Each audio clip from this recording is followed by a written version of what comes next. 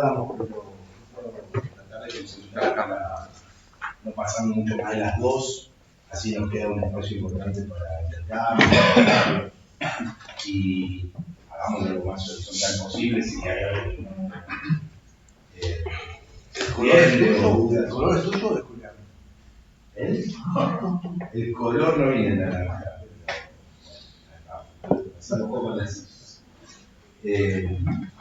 Yo preparé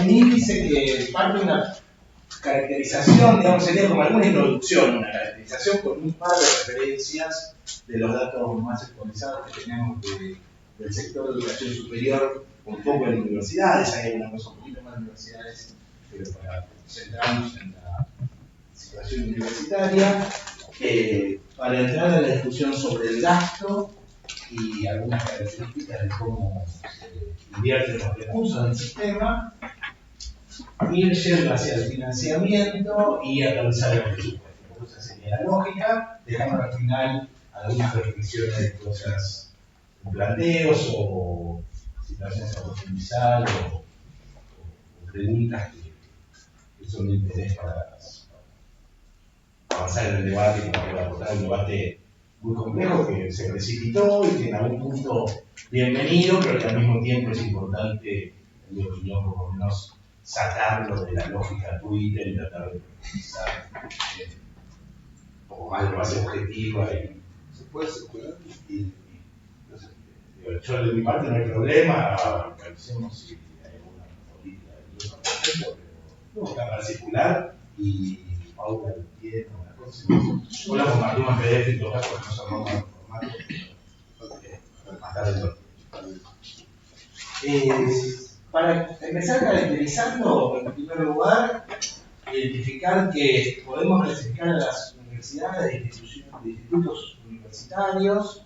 En teoría, la discusión tiene que ver con que la universidad involucra más de una disciplina y el instituto se circunscribe a una única disciplina. Puede haber alguna excepción, como todo este tipo de clasificaciones, pero en general cuando hablamos de universidades multidisciplinarias y los institutos se concentran en una disciplina específica, hay de gestión estatal y privada, tenemos de gestión estatal nacional y algunas provinciales, aun cuando el marco normativo en principio no preveía o no prevé la posibilidad de que existan universidades provinciales. En el marco de la autonomía de las provincias en el federalismo argentino, varias de ellas, 6, están creando universidades y un instituto universitario, y ese es el panorama. El análisis de este esquema se va a circunscribir en esas 57 universidades nacionales, que son las que de alguna manera están en el debate y concentran una proporción, la casi totalidad del financiamiento sobre el cual estamos conversando. Además, del lado del sector privado, tenemos 64 instituciones universitarias, de las cuales 50 son universidades, y en el plano internacional está Flaxo, que tiene un caso diferente, completan 132 instituciones universitarias, de las cuales 57 es el núcleo del que estamos hablando. En rigor habría que agregarle 5 más, que tenemos un universo de 62 universidades, porque el año pasado, medio entre gallos y medianoche de distintos acuerdos parlamentarios, se crearon esas 5 universidades que están planteadas ahí, y bueno, lo que quiere decir es que actualmente están en revisión por parte de la gestión actual, y ahí hay una tensión entre la aprobación que hizo el Senado y la puesta en marcha que tiene que hacer el Ministerio de Educación, la Secretaría de Educación, ahora la Subsecretaría de Políticas Universitarias. Todavía no están puestas en marcha y hay un debate importante respecto a qué va a pasar con el formato. Las 57 que nos van a plantear tienen una desagradación que es relevante, que vamos a usar algunos indicadores para ver esto, que tiene que ver con su historia, con su creación. Ahí clasificamos a 29 previas a la década de los 90, que de alguna manera las podemos decir las históricas, ¿no? Las más tradicionales, algunas con muchos años, como esto, la de Córdoba, la Universidad de etc. Y otras que están creando más en el siglo XX, pero hasta el 90 llegamos con 29 universidades creadas. A eso se sumaron 7 en el marco de las políticas de los 90 y cierto reformismo alrededor de la educación superior y demás, y 21 universidades que se sumarían a las que se sumarían estas 5, que llegarían a ser 26, con toda una oleada de universidades nuevas creadas en el siglo XXI en la postconvertibilidad, otra lógica más de ampliar la masividad, la presencia territorial, etc. La representación de eso tiene, en términos de gestión estatal, todo el país, al menos una por cada provincia, y en el caso del sector privado hay alrededor de una decena de provincias que tienen representación, en general siguiendo pautas que uno espera de la gestión privada, de mayor densidad demográfica, presentación de problemas, mayor rentabilidad, etc. Y es la representación, 12 son las provincias que tienen representación, y en ese orden de composición.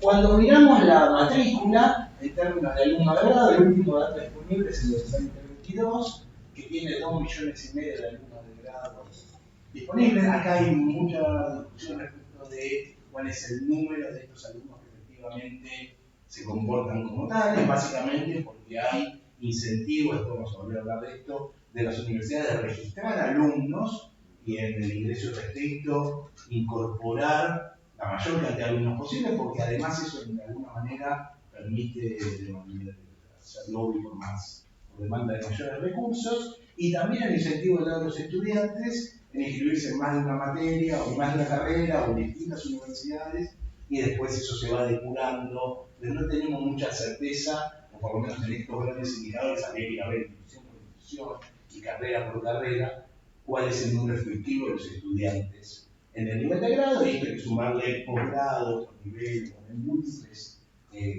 complejidades para avanzar sobre eso. La matriculación se da en un proceso de expansión muy fuerte, en general a partir de la legislación democrática en adelante. Este cuadrito que es de Agustín Claus tiene datos actualizados a 2017 y muestra un crecimiento del plan universitario.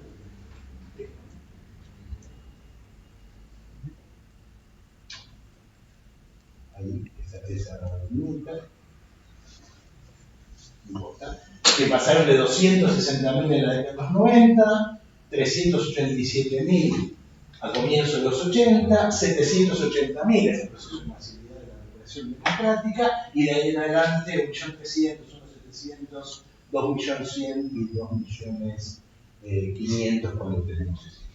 El sistema universitario nacional, las 50 y tantas universidades que hablamos antes, representa 2,03, 2 millones de esos 2,5 millones, y ese es un poco el universo de estudiantes que tenemos. Acá hay una evolución en el último informe que hace la entonces Secretaría de Cultura Universitaria, con datos hasta 2022, ese 2030 es el número, a eso hay que sumar los 10.000 de gestión privada, y vemos un crecimiento importante con un pico muy fuerte en 2021, le asignan parte de este pico a la dinámica de la pandemia, un mayor incentivo a inscribirse en estudios superiores, generar educación en estudios superiores, y luego una caída que tiene que ver con que en realidad hay que suavizar parte de ese pico un poco en la recuperación de la presencialidad y demás. Bueno, hoy tenemos ese esquema.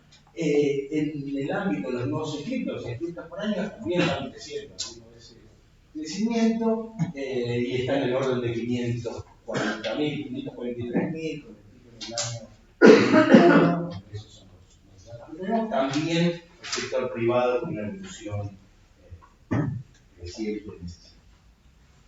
Del lado de los egresados, y acá hay una discusión importante, tenemos la eficiencia interna, la relación egresado-ingresante, o la tasa de egreso con algún deterioro en términos de aumento del lado de los alumnos mucho más alto de lo que corresponde a los graduados y que de alguna manera se explica con parte de estas dinámicas de sobreestimar a los ingresantes que de alguna manera decía antes, también para tener en cuenta y considerar parte de las cosas que hay que profundizar en términos de ver efectivamente cuántos son los alumnos efectivos, cuánto las distintas instancias de graduación aportan la función de docencia, enseñanza, aprendizaje la universidad y cómo podemos valorizar adecuadamente los distintos productos que de esta función, y como también vamos a ver, es una de las funciones que desarrolla la universidad, nos plantea como desafío hacia el hoy tenemos en el ámbito estatal el orden de unos 28.000 egresados anuales, hay una caída fuerte de la manera en correlato también de parte de esa dinámica, después se recuperó, si uno mira la tendencia, como ver que la recuperación fue bastante buena en el sistema en su conjunto, y también hay que mirar esto analizando disciplinas, instituciones. De alguna manera, y no quiero profundizar en términos de los debates de Twitter y demás, este incremento de ingresantes en las universidades privadas no está siendo acompañado con un aumento de los graduados. También es cierto que es más reciente y habrá que analizar también el pasaje que hay entre el momento de ingreso y la graduación, pero de alguna manera digo, no es, los problemas de eficiencia interna del sistema no son exclusivos de las instituciones de gestión escalar. Eso no quiere decir que no tengamos problemas, solo que hay que ponerle en contexto. Javier, pregrado es que hay un título intermedio con respecto al grado, diferencia entre el pregrado y el grado. El pregrado tiene que ver con títulos intermedios y hay un desarrollo muy fuerte de eso en muchas universidades, en muchas disciplinas. Nosotros no tanto, pero hay muchas carreras que sí lo tienen. Y bueno, es parte también de lo. Porque ahí la discusión tiene que ver con que en cuánto aporta la universidad cuando forma tramos incompletos o carreras incompletas, y hay una forma de resolver eso que es certificando con carreras cortas, títulos intermedios. Algunas universidades lo hicieron. Esto en la década de los 90 tuvo un impulso muy fuerte y después se revertió en el siglo actual. Entonces, digo, ahí las universidades, no solo acá, todo el mundo están revisando las ventajas y yo porque quiero hacer la cuenta inversa de si hay tantos egresados, cuánta gente activa debería estar habiendo.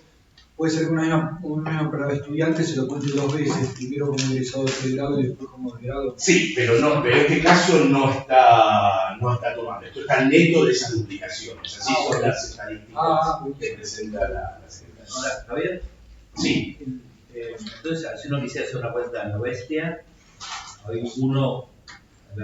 Egresado interesante, la relación egresado estudiante es 5% en UBA, 10% en privado. Sí, privado, ¿no? Sí, igual 100.000 contra 2 millones, 50.000 contra 500.000. Igual, yo quise evitar eso, digo, tengo algunos datos de eso, pero quise evitarlo para no cambiar el foco, pero sí es una tipo de cosas que hay que ir profundizando. De todas maneras, el que más se usa es egresado interesante. Y ahí tenés el problema del desfasaje cuando se están moviendo mucho los egresados, los ingresantes tienen que ir a buscar 5 años para atrás o 7 años para atrás en función de la duración media, que también es otro problema de eficiencia interna. Acá y en todas las universidades tenemos, y también en las de gestión privada, tenemos duraciones efectivas mucho más rápidas a las duraciones teóricas. Pero tengo una pregunta estúpida, pues quiero ver si lo estamos contando. Graduado acá, que tardamos 3 años en dar el título a alguien, ¿es cuándo? No, o sea, cuando el tipo terminó o cuando pide. Pero eso habría que haber hecho. En algún momento pregunté eso hace mucho en la Secretaría Universitaria. Yo creo que ellos tienen el dato del registro, por lo tanto lo van a tener recién en el momento que le hacen el título. O hasta que no le hacen el título no queda registrado en ningún lado. Pero la fecha no será la que te ponen en el título no te ponen la fecha de cuando te lo dan. Bueno, no sé, eso habrá que ver, si vuelve para atrás, sí puede ser. No sé, hay que ver cómo sale. Lo que está claro es que lo captás 2 o 3 veces, 2 o 3 años más atrás.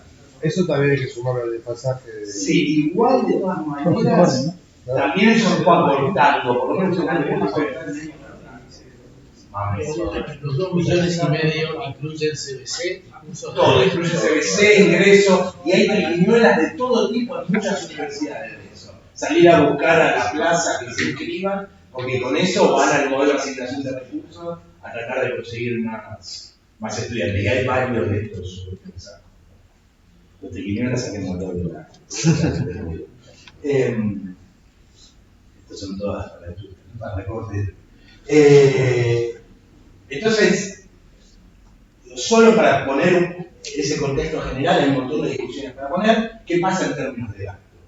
Tenemos un sistema universitario que creció mucho en su financiamiento. Los niveles de gasto, acá tenemos en el sector público consolidado una serie que empieza en el 80 y termina en el 2022.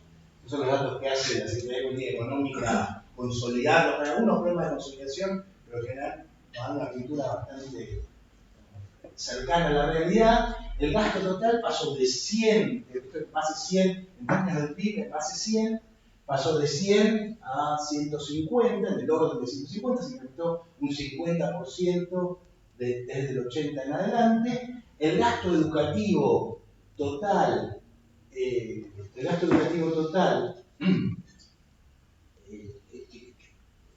incluyendo la función de cultura y sacando ciencia y técnica, que también podríamos incluir acá, pero cultura no se puede desagregar, se incrementó en una situación de promedio entre la educación superior y la educación básica, llegando en promedio a 180%, o sea, 80% de incremento, 180 respecto a la base, y la educación superior y universitaria, acá no está solamente universitaria, esto es gasto consolidado, o sea que se incluye toda la educación superior no universitaria, terciarios, institutos de formación docente, técnicos, etc., educación artística y demás. Todo eso se incrementó a 210, o sea, 110% de la base, y la educación básica, lo que podemos llamar acá la educación obligatoria, toda la que está por debajo de los 18 años de edad, no es solo obligatoria, también está la educación inicial, esa se incrementó en el orden de 155.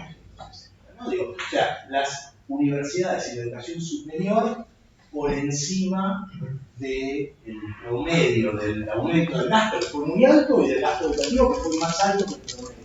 Es una buena noticia en términos de priorizar a la educación y a la educación superior en la asignación de los recursos en un proceso de crecimiento marcado del gasto público, del tamaño del Estado. Buena noticia en términos de disponer más recursos, y también más desafíos y dificultades respecto de que estamos generando y consiguiendo ingresar esos incrementos. Cuando miramos el sector público nacional, y eso entonces nos deja de lado la gran mayoría de los terciarios y otras instituciones que no son universitarias, o sea que esta azul es bastante cerca de la educación universitaria, lo que vemos ahí es que llegamos a un promedio de 200%, por debajo del total de 100%, ¿no? 200 en base en el índice, de incremento por debajo del resto de la educación superior, pero claramente por encima del gasto de la educación, que en el caso del sector público nacional decreció respecto al promedio, porque acá está la descentralización de la educación secundaria y de la educación superior no universitaria, que se dio en la década de los 90, esta caída, que hace que hoy el gasto en educación básica del gobierno nacional es prácticamente muy bajo, es la caída, esto está por el 25, o sea que una caída del 75% de todo el periodo, 78% de todo el periodo, y dejando al promedio de educación por debajo del crecimiento del gasto nacional, que ahí tiene todo el incremento de obra pública, jubilaciones, gasto pensional, seguridad social, aguache, etcétera, que hizo perder peso relativo a la educación, pero no a las universidades. Las universidades por encima del promedio de un Estado que creció mucho en términos nacionales. Eso lo vemos en términos del producto y en relación con los estándares que nos pusimos internacionalmente, ponen los acuerdos. Hay un acuerdo de tener entre un rango de 4 y 6 puntos de producto invertido en educación por parte del sector público. Argentina sobreactúa eso y le pone un piso de 6 a partir de la ley de financiamiento educativo en 2005 y después la ley de educación nacional en 2006. Ese La ley de financiación educativa establecía que sumando ciencia y técnica tenía que llegar a 6 y llegó recién en 2013, la promesa era que iba a llegar en 2010, y si sacamos ciencia y técnica, y eso es lo que la ley vigente hoy establece, o sea, esta liñita azul tiene que estar por encima de 6 puntos de producto y está en 5 para 2022, 2023 se mejoró relativamente. Vamos a ver que hubo en el último año del gobierno de Fernández una mejora en el sistema educativo, en el sector educativo, alguna referencia a favor de la recuperación post-pandemia, etcétera, ponerle recursos, y aparte todas estas evoluciones dependen mucho de la evolución del salario real. Es un sector muy intensivo en mano de obra, y en el último año los salarios del sector público se mantuvieron, incluso en algunos casos crecieron, y el salario se enriqueció literalmente por los reales en 2022, por razones de la plantita, cuestiones vinculadas a elecciones, etc. Pero eso es lo que en este esquema, el gasto universitario está dentro de esta línea amarilla, el gasto nacional, 1,3, 1,2, después de haber tenido niveles más altos. El pico de gasto educativo de ciencia y técnica fue en 2015, el pico de gasto público fue en 2015, y la educación dentro de eso. A partir de ahí hubo cierta reducción en un nivel de relativo sostenimiento hasta el 2018, y del 2018 en adelante un desplome importante, acá del 2017 hasta el 2019, y después algún tipo de recuperación, una recuperación en los últimos años, de nueva repercusión de la pandemia.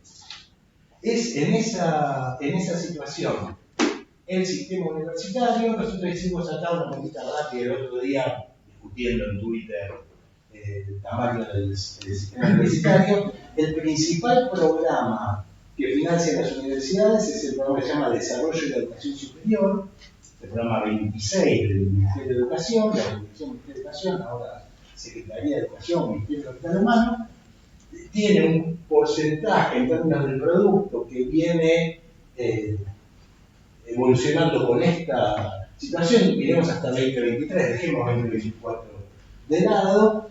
Desde el 2018 cayó, el 2019 se recuperó en la pandemia, vuelve a caer en la pospandemia, no se sostiene en 2022 y se revierte en 2023. Esto es parte del crecimiento del último año, que sigamos hablando desde otro lugar, del programa en el que se financia 90 y tanto % del sistema universitario.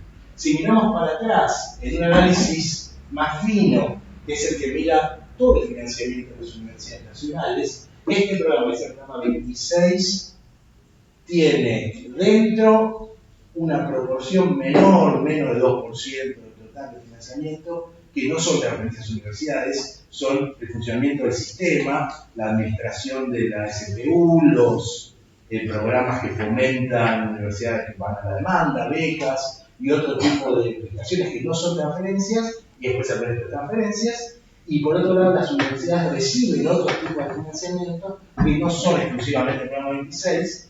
Este derrotero que está hecho hasta el 2018, en un trabajo previo que tenemos, muestra la evolución más fina del financiamiento de las universidades, comparte ese vaivén que mencionaba con el pico en 2015, el serrucho de ahí en adelante, si un poco el vaivén del salario real, y este último dato que, si miran, representa el mismo 0,81, por eso digo, en términos del análisis fino, no mueve la aguja.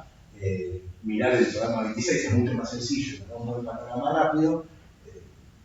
Parte de las cosas que tenemos que hacer es actualizar, mirando el balance de cada una de las universidades, cómo avanza esta evolución en los últimos años, y también su composición, que como ven así rápidamente se incrementa en términos salariales, tiene una resistencia de salarios muy alta, seguido por bienes y servicios, donde hay servicios no personales que también son formas diferentes de contratación de servicios de personas, y transferencias que también conforman muchos casos de subsidios, becas y otro tipo de cuestiones, y el gasto planteado por las inversiones. Enseguida mostramos cómo se ve esta configuración en términos porcentuales. Antes de ir a eso, una última referencia respecto del sistema universitario en términos del gasto total en los últimos años. Si miramos este programa en relación con el gasto total de la administración pública, vemos que el sistema universitario fue perdiendo peso hasta el 2021, recuperó en el 2022 y recuperó un poco más en el 2023. 2024 está solo acá en términos de mostrar lo que se espera que pase. En realidad no es que se espera, lo que podría pasar si no se modificaran los créditos, cosa que suponemos que no va a pasar, porque esto implicaría eventualmente cerrar la universidad, pero de alguna manera para dar una medida del potencial ajuste que está detrás del, en teoría, plan presupuestario que tiene el gobierno actual. La composición, Argentina en contexto latinoamericano, estos son datos 2017 a 2022, los últimos disponibles que consolida UNESCO a través del QIS, el sistema de estadísticas de educación de todo el mundo. Con los países con los que tenemos más información de América Latina, lo primero que podemos ver es que el nivel que tiene Argentina está marcadamente por debajo de varios países, como son Bolivia, Brasil, Chile, Costa Rica, cerca de Uruguay, un poquito a la baja Argentina, y por encima de El Salvador, Guatemala, México, Perú y Colombia más cercano, ¿no es cierto?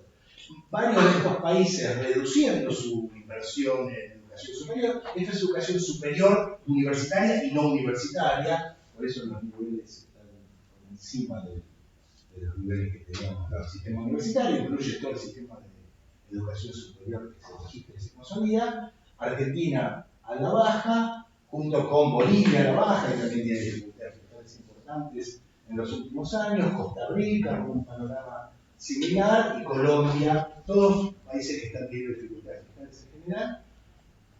Uno puede cuestionar Chile, que no tiene financiamiento universitario público, Colombia, que tiene dificultades. Chile invierte más que Argentina en términos de su producto en educación superior por parte del sector público, con otra modalidad. Brasil también, Costa Rica también, Uruguay. Un poco eso para dar el contexto. Nuestro sistema creció mucho, invertimos recursos como reconocer, como de buen nivel, etcétera, pero no estamos desentonados en el panorama. Sí, Javier, si tenés idea del gasto per cápita por alumno, esa es otra gran discusión. Brasil y Chile comparados. Ahora hay algunos datos con mucha dificultad de comparación, pero tengo que referirme así para Pero los de Chile son tipo subsidios a... En general hay créditos, subsidios a la demanda y otro tipo de formatos. Una consulta, ¿tenés estimado por ahí lo que son los salarios federativos? Estoy pensando, o sea, un salario docente en Argentina versus... No está acá, en algún momento lo vimos, en general tenemos salarios bastante más bajos. Sí, por eso estoy pensando en la mitad más o menos. Sí, no sé en proporción, pero marcadamente más bajos. Porque eso como te sostiene que no sea tan alto el gasto. Sí, puede ser. Podrías pensar, sí, hay que corregir esto por un montón de variables. Esa es una, el nivel salarial en Argentina bastante bajo. No estoy entendiendo, ¿qué es 1%? ¿No? 1% no son 5.000 millones de dólares. 1% del producto, porque ese es el nivel de educación superior que tenemos. De gasto público en educación superior. La partida de universidades no son 2.000 millones de dólares. La partida de universidades, bueno, lo vimos recién. Bueno, lo que tenemos en el último año es 0,73 puntos de producción. Para este año es el esperado, bueno, después si lo vemos. Ahora vamos a acá. El año pasado fueron 1.300 millones. Este año. No, aquí dólares. No, estos son corrientes. ¿En dólares qué sería eso? A fin de año, 1.000 millones. En el promedio, lo hacemos en términos de PIB para evitar este tipo de discusiones. Pero en términos de PIB son todos datos comparables y son los que nos permiten y están validados por UNESCO, ¿no? Y son confiables, no tienen. Pero entonces Chile, que tiene arancelamiento de la universidad, por ejemplo, invierte más recursos públicos que nosotros, en términos del producto.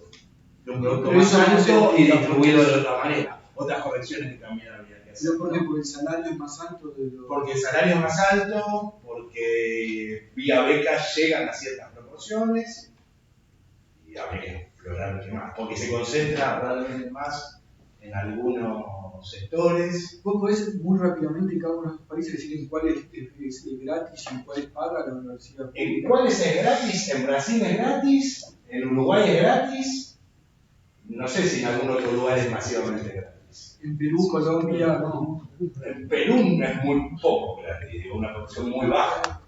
En Colombia menos todavía. Pero la pública. Sí. La pública no es gratis. La pública es gratis, pero la proporción que va a la pública es muy baja. Digo, masivamente gratis es en Uruguay, Costa Rica, Brasil, México más o menos. Digo, no sé qué relación tiene México, pero no creo que sea masivamente. Pero déjame hacer una pregunta muy básica. A grandes rasgos, si vos decís Perú, Colombia, gastan en proporción del PBI un monto similar a Argentina, poco menos, poco más, pero va mucha menos gente. Exacto. Eso sería una indicación de como eficiencia de nuestro sistema de alguna forma. Sí, o quizás ajuste por calidad. Digo, tenés que, son todas discusiones que hay que... Sí, pero también que vaya mucha gente tiene que ver con que la calidad no es tan mala, por eso en Perú y en Colombia... Sí, o porque es gratuita y entonces va más gente. Digo, es una combinación de todos esos argumentos. ¿No? Si vos me estás diciendo que en Perú y en Colombia es gratuita, pero el problema es que no va gente. No va gente porque no hay cupos suficientes para el Porque es con porque no es ingreso ni restricto. La combinación ingreso y restricto y gratuidad es casi inexistente. Uruguay y Costa Rica. Y Costa Rica no sé. Uruguay te cobran después que no te Uruguay tiene algún recupero que es algo de las cosas que deberíamos evaluar. Me parece que Costa Rica tiene un sistema de calificación de ingreso. No es tan irrestricto el ingreso, pero es bastante amplia. Sí, pero tenés que cumplir con la trayectoria. Una especie de examen de ingreso poco restricto. Pero en términos de combinación de gratuidad y ingreso restricto, Argentina y Uruguay con algún problema. Entendí bien, 1.200 millones de dólares año, más o menos. Yo no sé porque nuestro. Ahora vamos a los. Mucho más, sí. Es 1% del PBI. Sí, es un punto de producto. Era un punto de producto. O cerca de un punto de producto. Después vemos los datos con los datos, porque vamos a tener los datos fiscales más. El año pasado tenés que tomar contra el promedio del dólar. Exacto. No contra el dólar. Sí, pero no por eso no. Se hace una diferencia enorme. Y contra el promedio, ¿de cuál de los múltiples dólares? Esa es la pregunta. No, pero perdón, este primer trimestre, yo vi son 500 millones de pesos, que serían 500 millones de dólares. Que multiplicados por 4 serían 2.000 de esta cuenta de almacenero que hago. 2.000 millones de dólares es menos del 0,5 del PBI. Sí. Bueno, si se mantienen esos niveles, vamos a estar menos del 0,5 del PBI. Hay altas chances. Pues no vamos a ir al 0,2, pero tampoco vamos a mantener el 0,7. Pero claramente un ajuste viene. Ese ajuste lo vamos a tener que administrar. Ojalá que sea. Es que ya está, ese 30% que cayeron los salarios reales, ya en el primer trimestre. En el primer trimestre fue el 30%, hay que ver cómo evoluciona el resto del año. Faltan 3 cuartos. Sí, 3 cuartos. La composición. Sí. La composición, volviendo a Argentina, en la evolución tenemos niveles salariales en promedio cercanos al 80%, y si sumamos los servicios no personales que se administran de bienes y servicios, que en muchos casos son significativos, contrataciones de dedicaciones simples, MAF, que tienen algunas contrataciones como tributo, tienen algunas universidades, los servicios de posgrado y demás, que están más cerca del 90% que del 80% el recurso humano dentro de la economía. Entonces, la composición, volviendo a Argentina, en la evolución tenemos niveles salariales en promedio cercanos al 80%, y si sumamos los servicios no personales que se administran de bienes y servicios, que en muchos casos son significativos, contrataciones de de las universidades, y a eso se suman transferencias en el orden de 4 o 5% total, y gasto de capital más cercano a 2-3%, las inversiones con infraestructura, incluso en periodos donde las universidades crecieron mucho en términos de infraestructura, que se gasta todo el crecimiento de 2005-2015, la proporción de gasto de capital es poco significativa en términos de... Sí, cuando acá no está el gasto hospitalario, ¿no? Acá están todos los gastos, no, esto es Universidad Nacional, o sea, acá están todos los gastos de hospitales. Esa es buena la cuestión de seguida, bueno, y estamos acá. 96% es función educativa y algo cultural, muy poquito cultural, es así el clasificador, pero si pudiera eso debe ser 96,5, 0,2 o menos. Salud es 2%, hay 4 universidades que tienen hospitales propios, la principal es la UBA, que tiene media docena, una cantidad de hospitales con mucha prestación de servicios de salud, y después hay varios otros hospitales que subcontratan residencias y servicios donde llegan con algún tipo de prestación de salud a la ciudadanía, complementando la formación de ciencias médicas, complejizando esa función. Y a eso se suma ciencia y técnica, la función de investigación, que también tiene mucho subsidio cruzado con la función educativa, de cuánto nos pagan a los profesores full time para investigar y para hacer docencia es poco marcado. En general, la mayoría de esos recursos se registran como servicio de docencia, y a ciencia técnica van los montos específicos para proyectos, pero como sabemos son mucho más marginales dentro de eso. Primero está Paula. Supongo que es marginal, pero acá están los recursos propios también. Acá está todo el gasto de universidades, por eso decía... No es por partida que llega al nacional. No, esto no es el programa 26 de referencia, sino esto está sacado de los balances donde se incluyen los recursos propios, y ahora vemos cómo se compone el financiamiento, y eso es lo que no tiene el cuadrito de transferencias que planteaba. No, creo que ya te contestaste, porque en realidad la pregunta era que si técnica viene por otra partida, ¿no? Esto es todo lo que le entra a la universidad. No entra por la 26. No, exacto. Y todo eso, igual hay recursos de técnica que sí entran por el programa 26, que no sé cómo funciona, cómo se articula con CONICET, etc. Pero la función de ciencia que entra por transferencias desde la SPU entra por acá. Después hay otras transferencias que hace el MISIC, bueno, otro tipo de organismos que se complementan y que acá están.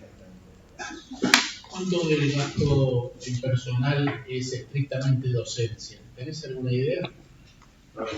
Eso debería decirte 97 por 96,7, pero esconde parte de lo que dijimos antes, no sé. No sé y no creo que nadie lo pueda saber. Yo le vi un gráfico que te hace hoy ayer que decía, sin poner 50 y pico % docentes, 30 y pico no docentes. Que deben ir a la educación. Perdón, estaba filtrando para la discusión de ciencia y técnica. Sí, ahí hay alguna referencia que enseguida podemos ver. Más adelante Sí, después vuelvo a eso, porque hay alguna estimación, básicamente separando a los no docentes del... Okay. Y ahora No, yo nada más te quería preguntar lo que esos convenios con el Estado, donde se... entra todo acá. Esas son otras fuentes que también tienen... Como fuente, como gasto, entra como gasto de servicio. Consolidar el gasto, todo el gasto. Entran en naranjita el gasto de servicio. Exacto, gasto de servicio, acá tienen todos los servicios, no salarios. Por ejemplo, de asistencia técnica. Claro. Un convenio que el Ministerio de Salud nos hace para estimar los costos, el recupero de costos del sistema hospitalario, lo incorporamos dentro del IEP, etc. Y son recursos que entran dentro de servicios. Esto es gasto. Esto es gasto. Está bien, pero digo, desde el punto de vista son... Hay universidades que tienen fundaciones para bypassear. Bueno, de eso también hay un montón de contabilidades creativas. Exacto, eso sí que no entra acá. Bueno, lo que fue Ubatec y puentea a la universidad no lo ves acá porque no se Se lo hicieron para eso. Bueno, y todas las universidades tienen algo de eso. Varias. Esto es diferenciación por universidad, las 50 y tantas, con datos de 2016, cuánto representa salarios, bienes y servicios, transporte, los 4 rubros, mostrando en cierta medida que para algunas universidades ese rubro es muy alto. Pero el rubro está acá, que es famosa por hacer muchos de estos convenios, y esos convenios la representaron en 2016. No solo los convenios, también las contrataciones que hacen de servicios no personales, 60 y tanto % de su. La UBA está muy cerca del promedio.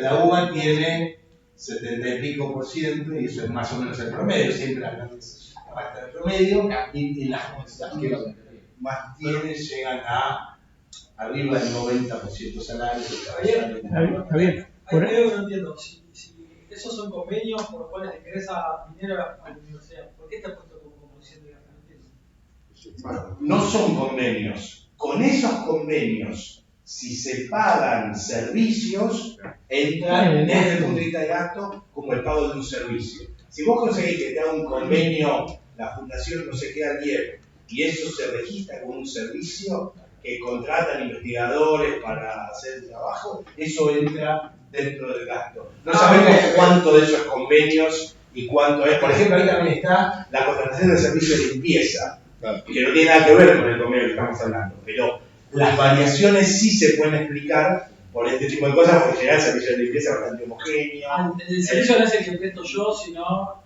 lo que contratamos con la guita que yo conseguí. Es todo lo que gasta la universidad en contratar servicios. Ahí paga la luz y el gas, por ejemplo. Está todo eso. Eso está, y las otras que están cerca del 3 de febrero, ¿cuáles son? Porque hay algunas que son muy chiquitas o muy nuevas y todavía no tienen regularizadas sus plantas. Supongo que Santa Areca debe tener esa situación. La Matanza, Avellaneda, Escalabrini y Ortiz, Hurlingham, San Martín, toda la temporada. Javier, ¿por alguna razón coloreaste en naranja o rojo esa partida? No, naranja no tiene nada que ver, por favor. Igual nos podemos traer a Josami de rector, así consigue, ¿no? Una consulta, el tema de, por ejemplo, posgrado, monotributo, locación de servicios, entraría ahí en el rojo. Digo, si contratan un docente. Exacto, sí, esos más o los servicios, en la UBA no tenemos tanto, pero muchas universidades tienen contratación de, bueno, y en la UBA también tenemos algunos cursos intensivos, los contratamos como monotributo, esos van acá al universidad. Y en algunos casos puede ser significativo eso. No todo es convenios con otros sectores.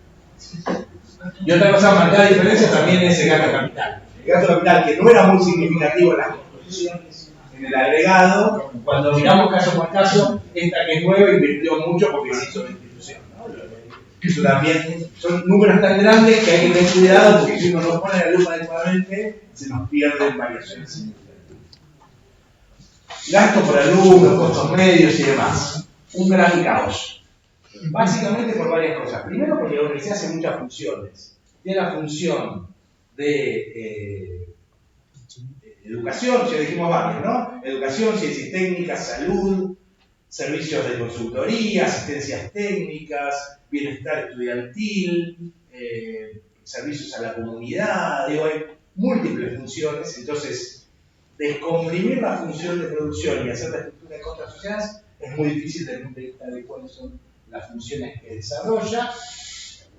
Hay estimaciones, algunos trabajos, pero es muy difícil y en general no tienen tan clara esta diferenciación. Si la universidad tiene muchos servicios de asistencia técnica y los incluye, lo más probable es que dé un costo para alumno mucho más alto porque no suelen ser suficientemente detallados los análisis económicos.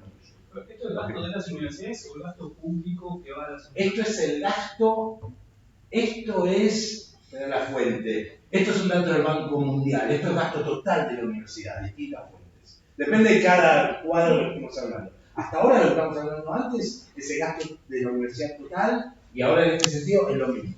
Están mirando a través de un análisis cuánto le entró a la universidad y cuánto de eso le podés asignar en promedio a cada alumno en el nivel terciario promedio, o sea que esto acá no solamente incluye universidades, sino también incluye todos los profesorados, institutos de educación técnica no universitaria, artística, etc. ¿Estamos más? La cuestión de las funciones es uno de los problemas, pero también hay cuestiones vinculadas a economía de escala, precios relativos, disciplinas que son muy distintas. Es muy distinto prestar servicio de educación en economía, en medicina o en agronomía. La función de producción es muy diversa y los costos varían enormemente dependiendo del tipo de enseñanza, en los trabajos prácticos, laboratorios, no sé, nanotecnología, cosas de ese estilo, cosas muy caras, complejizan mucho las. Con todas esas aclaraciones, este análisis comparado que hace el Banco Mundial nos muestra a nosotros en 2017 16,9% del PIB per cápita, es un indicador que se usa bastante, y esto está ordenado de más bajo a más alto. Ven, celestito América Latina, el promedio es 31,1, Argentina es el más bajo de América Latina en este ranking, OSD 25,5, y bueno, los más altos pueden tener 40, 43, 42, 4. ¿Es gasto total o gasto público? No, esto es gasto total y no es solamente universidades, es todo el sistema de gasto total. O sea, público y privado. Exacto. Eso puede ser que esté sucio por lo que decías antes de que no sabemos cuántos estudiantes hay. Está sucio por todo. Sí, eso está sucio. No, digo que No lo dije. No puse no que está subestimado, digo. Sí, de acuerdo. Está subestimado si lo ves en términos de graduados.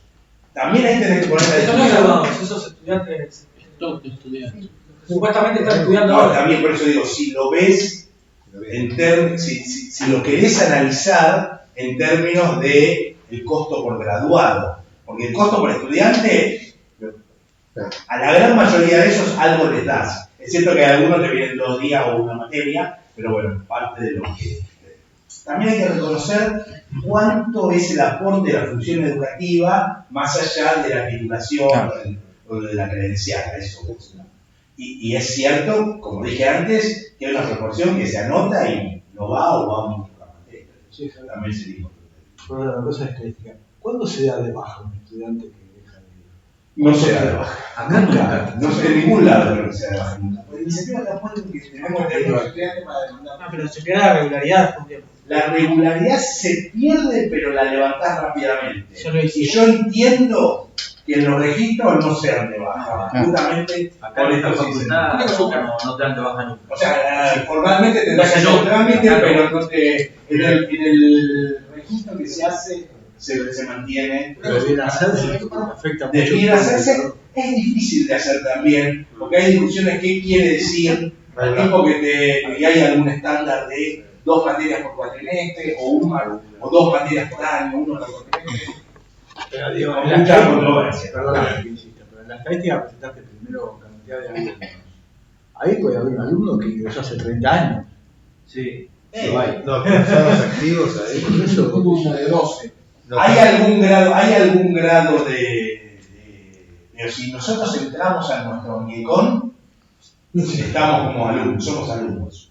nosotros, Nosotros no estamos adentro. No sé exactamente en qué momento se limpia, pero seguro lo que sí podría decir es que seguramente hay alumnos inactivos dentro de esa. está bien, en la asignación presupuestaria se toman los alumnos regulares. En la asignación presupuestaria se toma, ahora hablamos de eso, es toda una gran discusión, se busca algunos indicadores, pero la proporción que se utiliza con base objetiva es muy baja.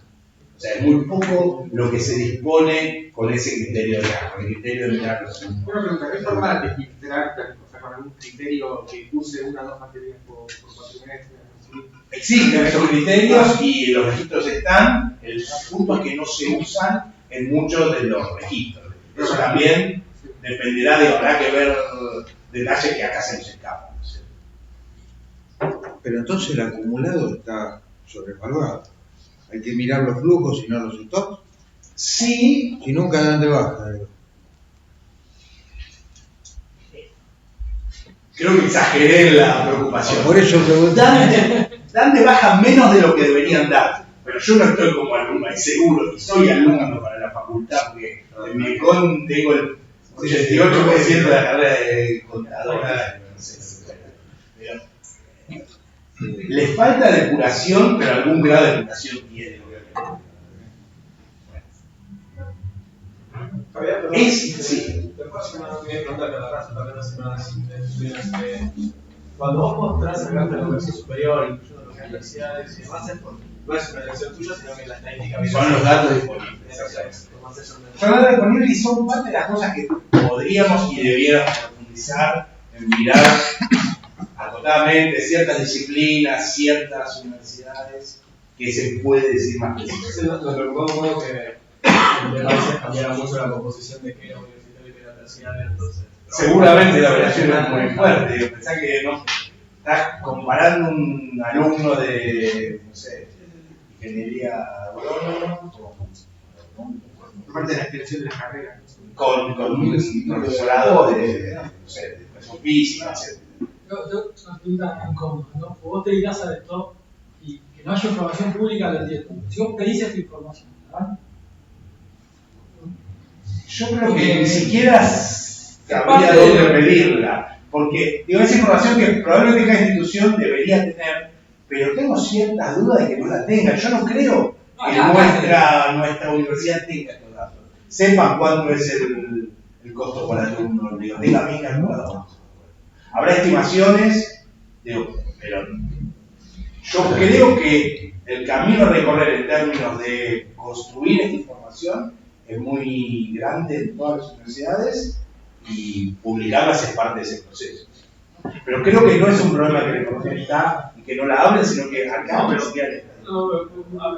porque si vos pedís datos del araucano, que están y pueden ser seguidos los estudiantes cuando se graduaron, no están, o sea, es una. O sea, yo vi esos datos, en un momento si lo pedís. No, está bien, pero no estamos hablando de la cantidad de estudiantes o la cantidad de estudiantes que aprueban tantas materias por año. Vos lo que estás planteando es el costo por alumno. Bueno, pero te sirve para construir ese dato. Claro, está, digo, te sirve y si le metés todas estas dificultades, es un trabajo profundo, digo, no. Y hay el CINTI, la Comisión de Asignación de Recursos, que se ha peleado hace 20 años con eso, y tiene modelos de aproximación, pero con muchas dificultades. Entre otras cosas, porque tampoco es cierto que esté tan disponible la información. Y ahí sí hay algo de lo que creo que están haciendo, que es que la información está y no está suficientemente difundida, y ahí también tenemos un desafío de... Perdón, Javier, ¿qué son estos datos? Es como un sistema magistral donde vos tenés los alumnos que entran a la universidad, qué fecha entraron, cuántas materias cursaron, qué aprobaron, qué fecha se graduaron, no sé qué, y tienen su número de números, podés seguir al mercado de trabajo. Pero eso tiene maneja ese sistema. La Secretaría de Educación Universitarias. Y cada universidad. Hay sistemas de registro. Y entonces eso está. Lo que está es la cantidad de alumnos. Porque no es diferente. La pregunta de Pablo fue respecto al costo por alumno. El costo por alumno implica que uno pueda decir la función de producción es esta, la estructura de costo es problema es el numerador. Y después dividido por Q. Pero obtener los Q, pero todo lo otro no lo pero saber los alumnos verdaderamente activos. Es algo que se puede saber con un poco de. Eso se puede saber y sí se sabe. Digo, no quise decir que eso no lo teníamos. Ya lo tenemos nosotros, pero el sistema lo tiene, sabe cuántas materias. Igual, pero perdón, creo que es arbitrario cuando lo estás de considerar activo. No, está bien, pero yo pongo un corte. Tienes que ponerte un corte. Sí, esa información. Para un poquito. Que puedas vos decir cuánto es la UBA o las universidades nacionales, cuántos alumnos que en el último año aprobaron una materia, es un dato que está. Sí.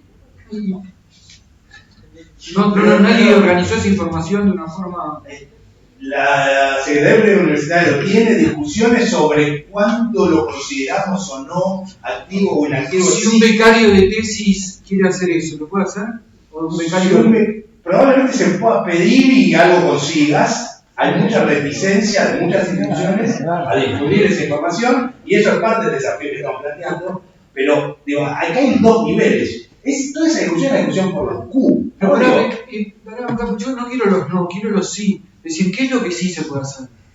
O sea, para saber, porque de acá estamos gente que podemos generar trabajo. ¿Cuántos estudiantes la Secretaría de Política Universitaria considera activos. Y esos son los que mostré en las estadísticas oficiales de la Universidad. Pero esta base de datos, para tener acceso a esa base, ¿qué hay que hacer? La base de datos está disponible, a ese nivel de agregación está disponible. Te dice esos 2.030.000, cuánto corresponden para cada disciplina, cuántos son mujeres varones, rangos de Pero edad. esos 2 millones no sirven, no es la información que queremos, los 2 millones, porque ya está contaminado los 2 millones. Lo que queremos es esa información de base. Si acá estuviera la Secretaría de Política Universitaria, te diría que no está contaminado.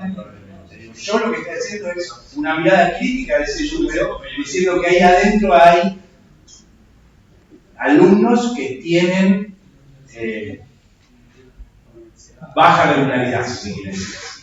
Digo, ahí adentro seguramente, y hay una controversia, porque el tipo que te aprueba una materia por año es un tipo al que probablemente le dé 3, 4 Javier, todo eso sí, yo te quiero dar algo muy concreto. Digo, hoy, para poder acceder a los datos de base, sobre que está mencionando Bernie, sobre los que podés construir un montón de información procesada, nosotros u otros a los que nosotros podamos está bastante desagregada disponible en internet, el armario estadístico del que saqué los primeros gráficos, y si querés más desagregación, le podés pedir por información pública a la Secretaría y seguramente te la den. Puedo decir que podés tener tu base de alumnos incluso. Ahora, o sea, tenés que hacer un convenio. Yo hice un convenio con la Secretaría Universitaria cuando estaba en el Ministerio, cruzamos los datos con otro mercado de trabajo, se puede hacer. O sea, llega un tiempo que nominalizar seguro. No, bueno, pero digamos, estás en el Instituto de la Universidad Nacional, haces un convenio y la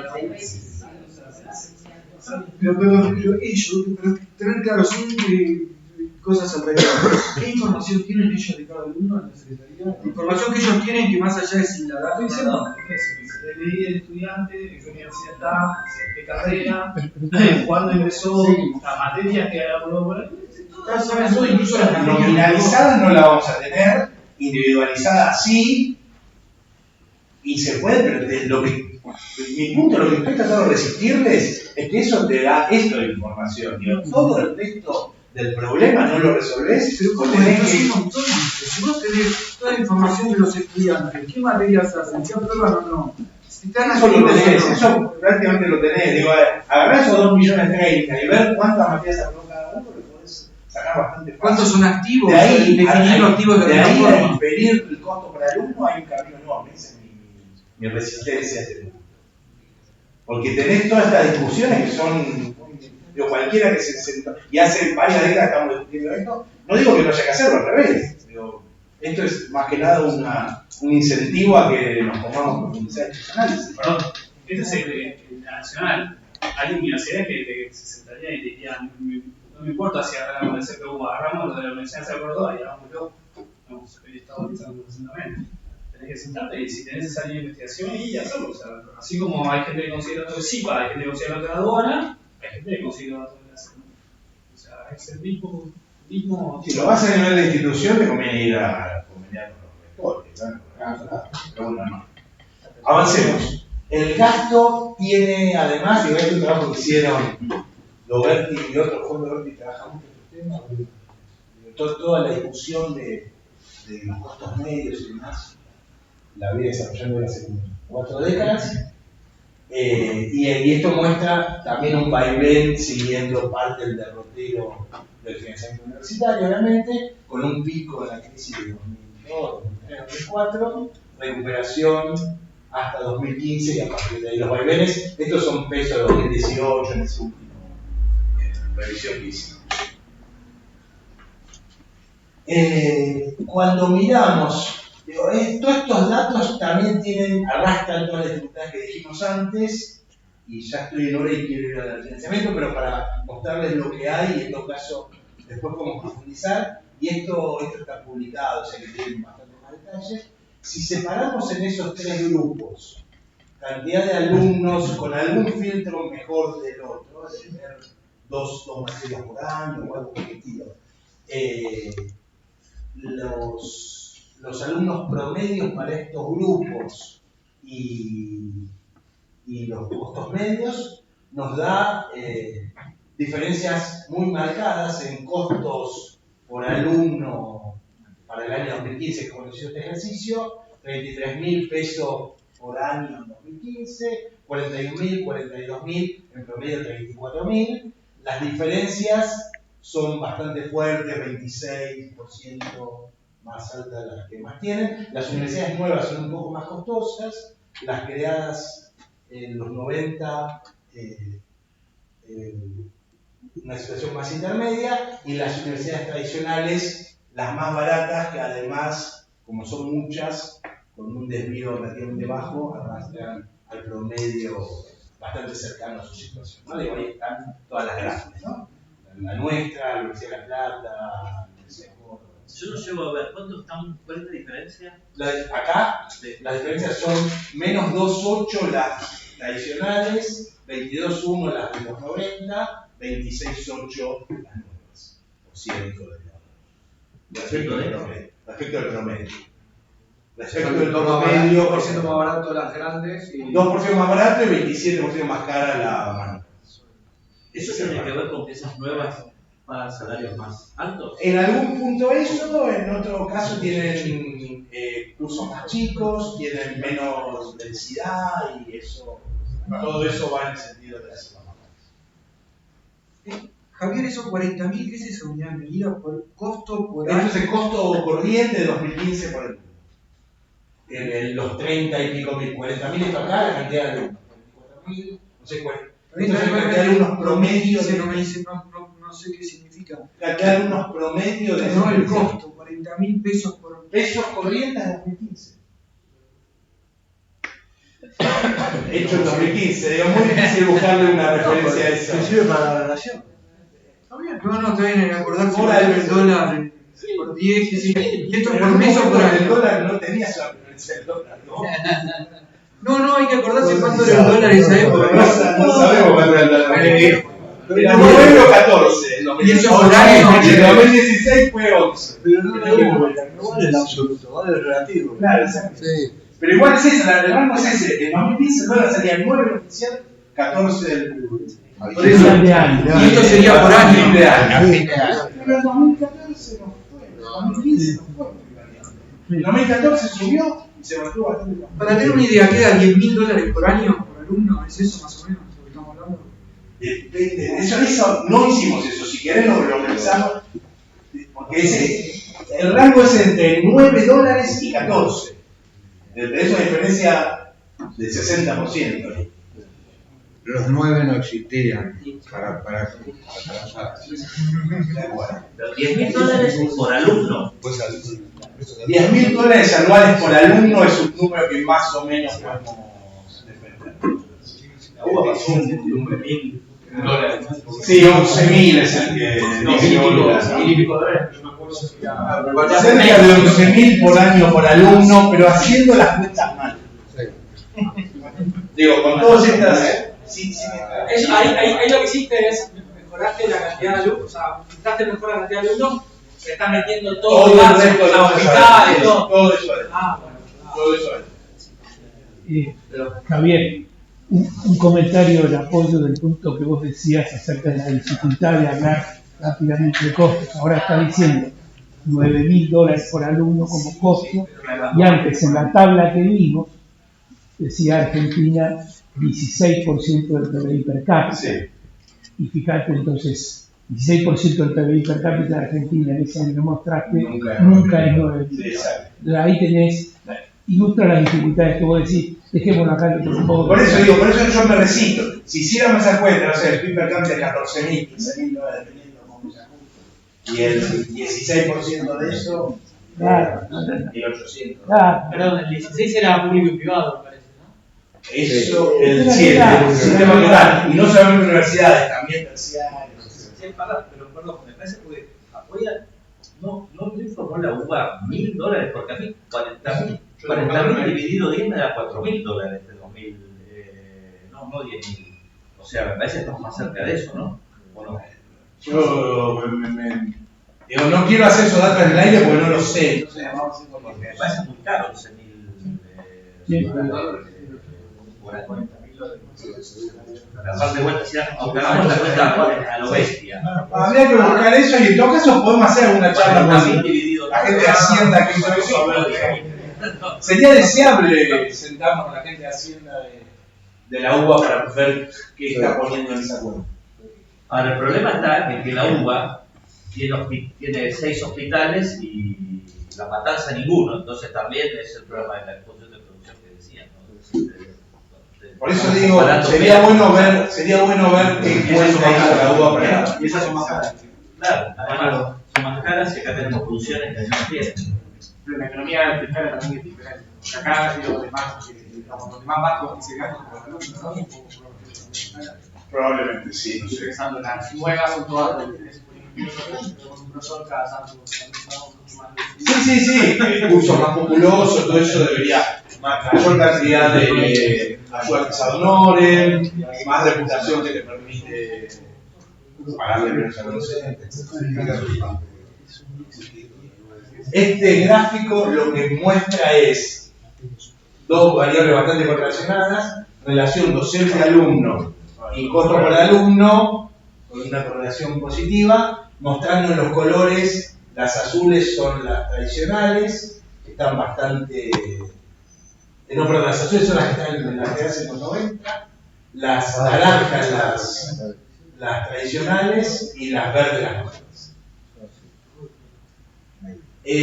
Vamos al financiamiento. Financiamiento, presupuesto es lo que nos queda. Cuando miramos la perspectiva de financiamiento, ¿cuánto representa los recursos del Tesoro Nacional, que son básicamente los del programa 26, separados de otras fuentes que no tienen que ver estrictamente con recursos propios, y se le suman una tercera línea de recursos propios, que es lo que genera la universidad, convenio de asistencias técnicas, aranceles de posgrado y otras formas de generación de alquileres de espacios, pero todo eso, el promedio nos da 75% viene del sistema del sector público nacional, 11,6% de otro tipo de convenios, creo que muchos de ellos también se nutren con recursos del sector público nacional, y 13% en promedio la generación de recursos. Eso es bastante variable. Rafaela, San Martín, 3 de febrero, acá podemos cruzar algunos de las especulaciones que hacíamos antes del punto de vista del gasto. Tienen recursos propios superiores al 30%, Guillermo Brown, San Antonio de Areco más cercano al 20%, la UBA está pegada al promedio y arrastra el promedio en cerca del 75, 11, 13, y después en el otro extremo tenemos las que no tienen prácticamente generación de recursos propios, menos de 5. ¿La Plata y Córdoba están cerca de la UBA? La Plata y Córdoba están... La Plata está un poquito arriba, muy cerca del promedio, y Córdoba por tamaño tiene que estar también cerca, pero no encuentro, acá un poco más, tienen más generación de recursos propios, Córdoba, casi 30%, y aparte es grande, con lo cual Lo que pasa es que Córdoba tiene activos. Córdoba Tiene ambos, tiene laboratorios, tiene empresas. Sí, puede ser que use eso en vinculación que se cambie. Esto es flujo. ¿Hay algún estudio que me diga qué activos hay? No que yo conozca. No que yo conozca, pero es interesante también eso. Digo, eso también te genera posibilidades. Y también tiene que ver con el tamaño relativo. Este 20% de recursos propios de la UBA es un 18% de la UBA.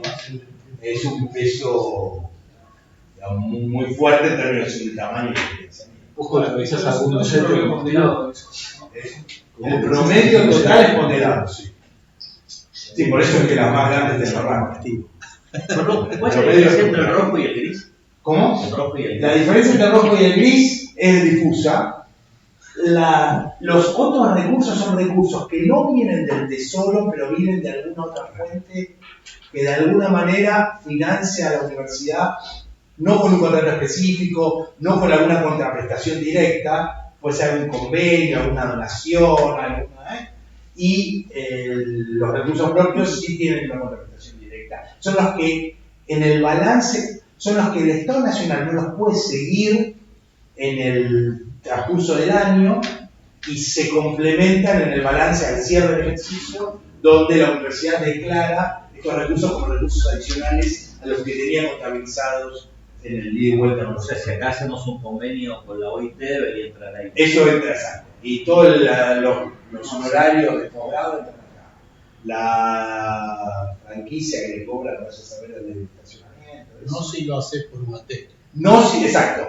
Y ahí hay también mucha acusación de subdeclaración de recursos propios. Estos son datos tomados de los balances, por lo tanto hay declaración jurada, etcétera, pero hay un montón de contabilidades creativas. Tampoco tenés incentivo a declarar la verdad porque te agarran del otro lado y te dicen, tenés capacidad contributiva, le bajo aporte. No, pero igual, perdón, pero no sé si esto es el tema, pero UATEC en realidad es una unidad de facilitación de contratos, ¿no? Su origen era otro, era ser una unidad de vinculación tecnológica, pero como casi la mayoría de todas esas organizaciones, ninguna funcionó.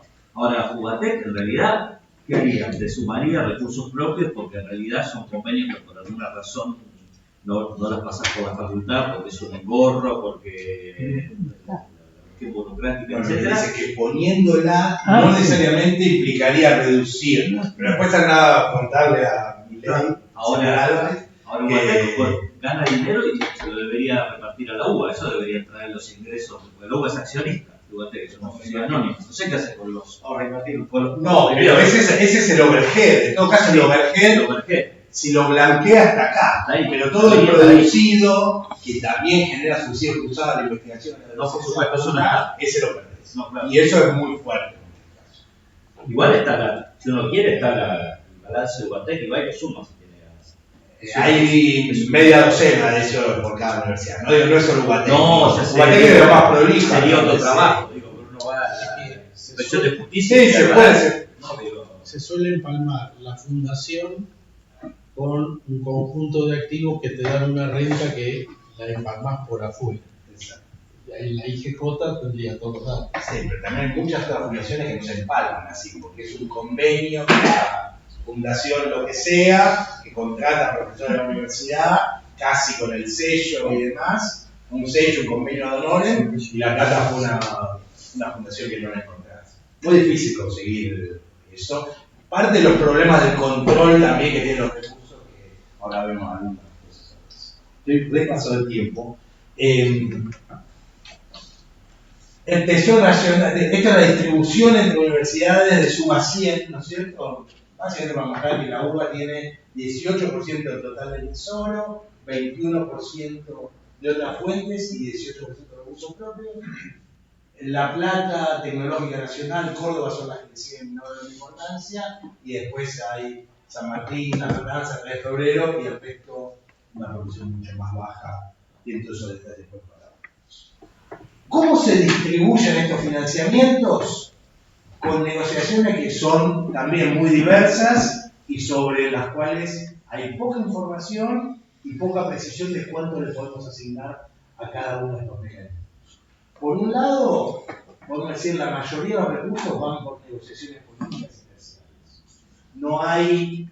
Hubo muchos intentos por parte del Ministerio, Secretaría, etcétera, de racionalizar, darle base objetiva, un programa grande del Ministerio de Educación de los 90, tenía un componente de asignación de recursos que trataba de buscar modelos, fórmulas, por ahí citada. Después tomó el cine y es el modelo que el cine heredó de ese ejercicio, pero la proporción que va por ese canal es muy baja y una proporción muy grande se negocia en la planilla, lo que se llama la planilla, el anexo que va del presupuesto. En el marco del cine se negocia bajo cuestiones más de discrecionalidad y con mucha inercia y miopía, y en función de eso quedan distribuidos los recursos del 90 y tanto por ciento.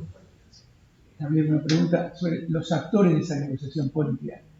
¿La negociación con el Tesoro, quién la hace? ¿El CIN o es cada universidad? El CIN discute con el secretario de Política Universitaria y los rectores están representados por el CIN y hay múltiples internas. ¿Con el Tesoro quién? Y entiendo que el secretario de Política Universitaria es el que lleva al Tesoro la posición. Ok, es el secretario. Es el secretario y el ministro de Educación, digamos, okay.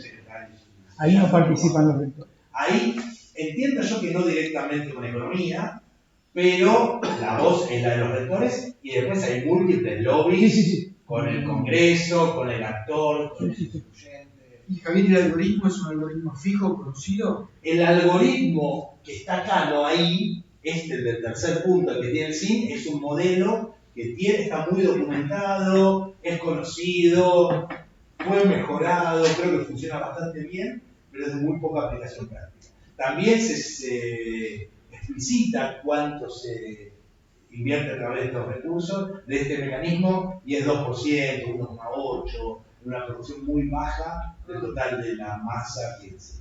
O sea, todos los años se está negociando de nuevo. Todos los años se negocia y abrazo partido, y en función de eso se llega a un acuerdo que es la planilla que el SIN le presenta al Ministerio, y que ese es el que va a negociar la economía, que se lo ponga en la ley de presupuesto. Esa es un poco lo de los recursos propios entra dentro de esta negociación, y hay parte de esto que vos negabas, pero que es cierto que uno podría decir, bueno, esos recursos los conseguí, no me saqué ese fijo, pero detrás de todo eso entra en ese juego y tiene un desincentivo a blanquearlo. Ese juego de los recursos propios también vale para acá adentro. Nosotros somos ricos vis-a-vis. Al interior de cada universidad esto pasa, y ese es otro gran problema que las universidades grandes tienen muy fuerte, que es cómo se distribuye el presupuesto intrauniversitario. Bueno, el SIN es el actor que los nuclea. Hay una iniciativa mirada en espejo básicamente con la situación de Francia, la experiencia de Francia. Acá trabajó mucho Ana Fanelli, profesora jubiló hace poco, en lo que llaman contratos programa, con una lógica de el reconocimiento de la autonomía, donde las universidades deciden qué van a gastar, la Secretaría, el Ministerio convenia y pone incentivos con proporciones muy bajas, pero que en algunos momentos funcionaron bastante bien, orientados en general a superar problemas o enfrentar desafíos que surgen de las evaluaciones de la CONIAU. Hay toda una dinámica virtuosa atrás de eso que, en mi entender, no tuvo la fuerza que podría haber tenido, y yo creo que hoy está totalmente discontinuada esta línea, y hoy creo que hay poco diálogo. Esto implica un diálogo de construcción de confianza y demás entre la Secretaría, la Subsecretaría ahora y las universidades. Yo creo que una consulta, ese programa es de la Secretaría financiando a las universidades. Exacto. Y en la planilla encuentran, no la puse acá, pero es fácil de encontrar.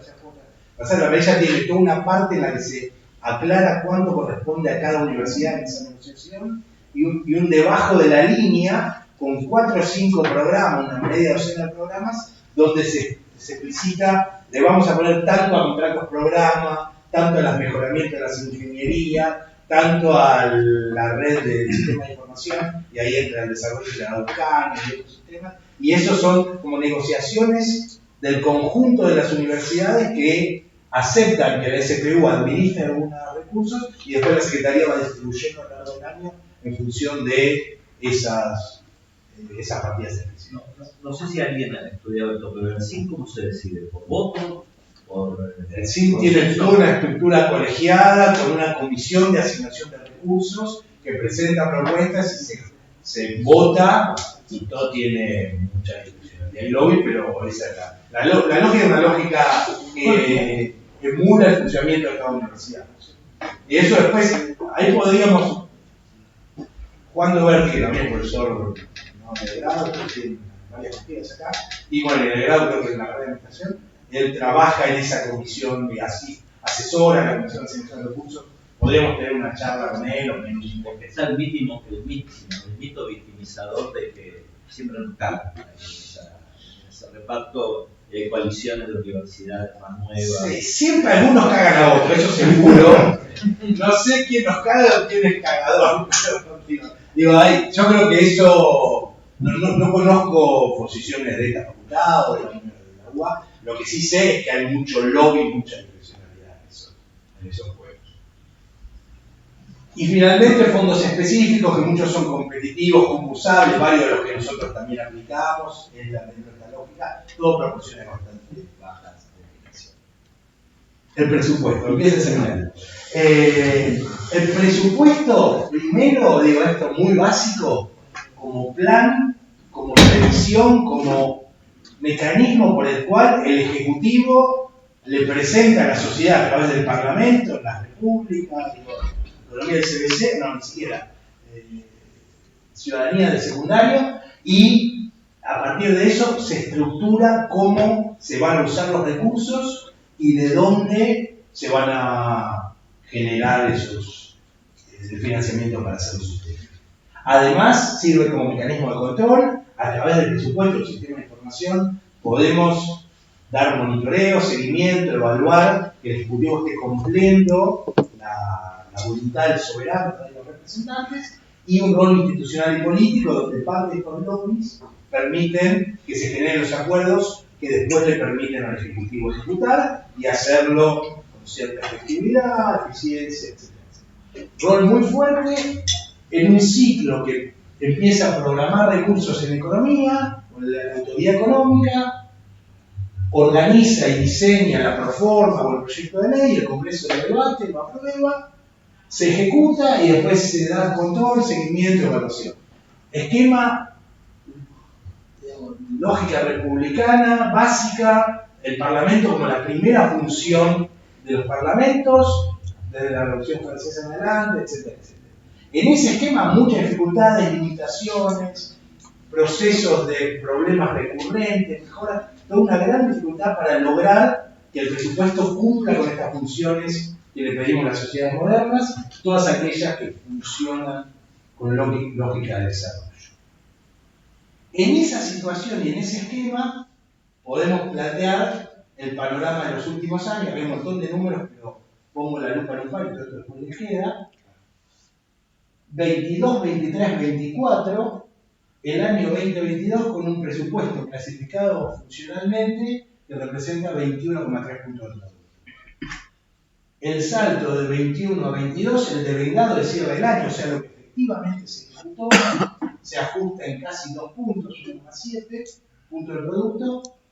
En el último año de la gestión anterior, con un ajuste significativo, casi el 10% del tamaño del Estado de la Administración Nacional, respetando el peso relativo de educación. La educación es de los sectores que de alguna manera el cierre de la gestión Fernández, Massa, digámoslo así, buscó sostener, revirtiendo parte de la caída previa, apostando por, no sé, reforzar el financiamiento educativo, la apuesta a la innovación, la tecnificación, acá el plan Juana Manso, estamos hablando de la educación en su conjunto, ¿no? De educación y cultura en su conjunto, no solamente universidad.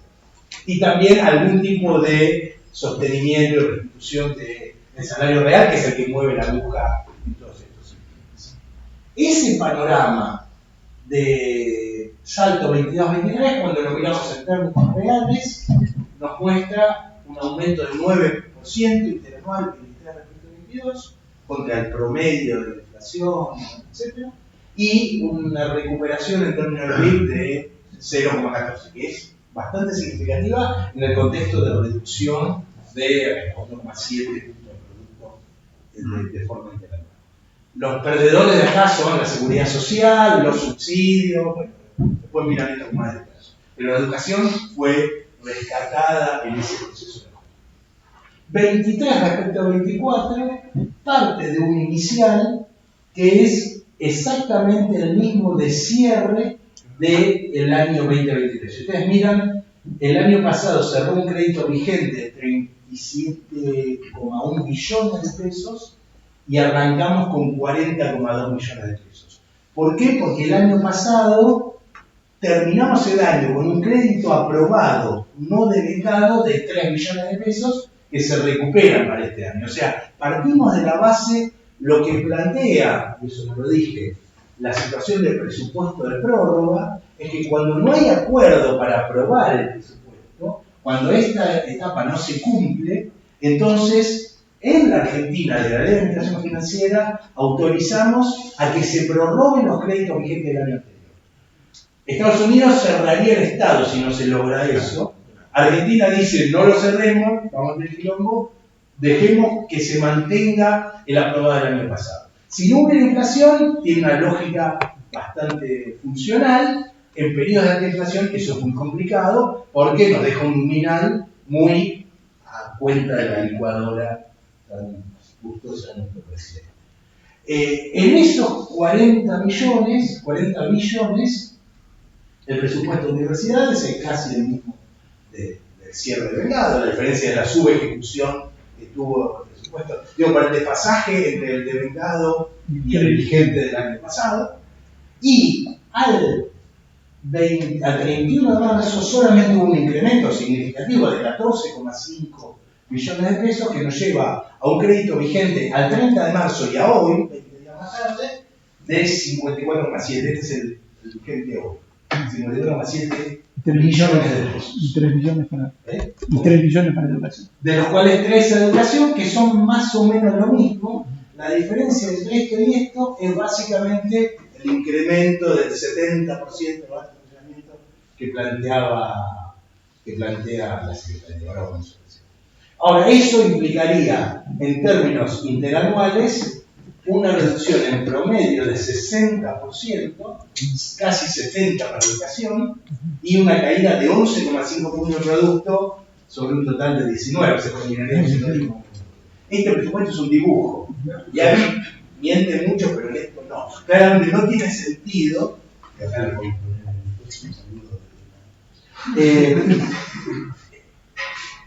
Es un dibujo, o sea, esto nos muestra el nivel de dibujo que tiene este no plan que tenemos como una forma desvirtuada de no haber aprobado el presupuesto.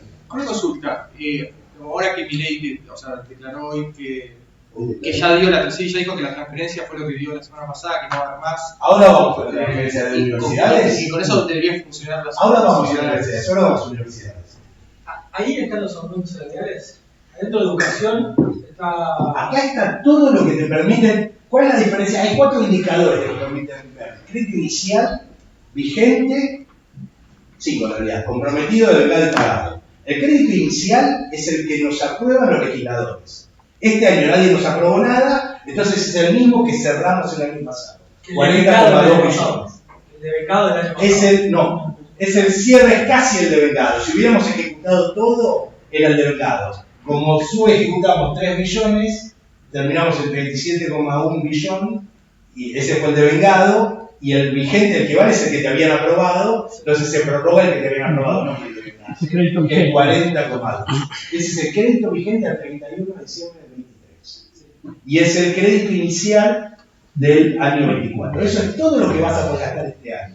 Ahora, todo lo que vas a poder gastar este año es lo que gastaste el año pasado, en enero, con un 211 menos por ciento de inflación, y todo lo que fuiste acumulando de inflación y de ajustes durante el año que te llevan a un año muy devaluado en términos de peso. La pregunta es, dijiste que la diferencia que hay entre lo que arrancamos este año y lo que figura ahora es los 70 que dieron para los hospitales, algo así.